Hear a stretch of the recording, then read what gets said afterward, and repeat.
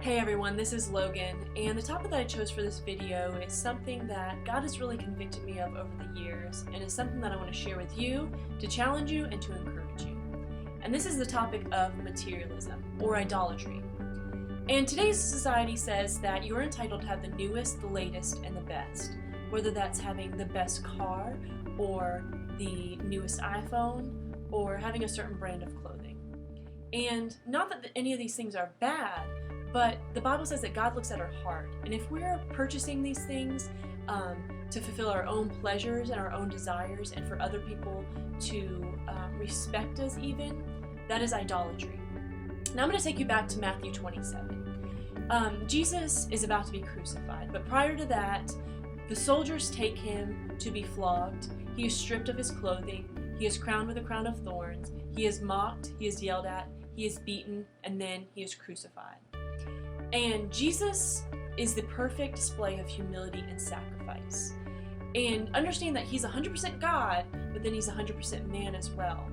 And if we're supposed to be like Jesus, then how are we supposed to allow our material things that God has given us, our wealth, how are they supposed to reflect the gospel? This display of humility and of sacrifice.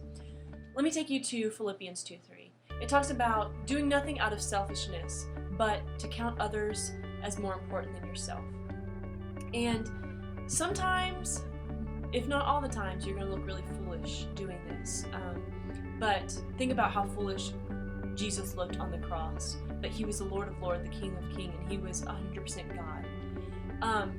And if something is hard to give up, if you have a hard time giving up, whether it's Facebook or your phone or something like that, that is idolatry. That is putting something above God, because God is the only thing that is to be worshipped.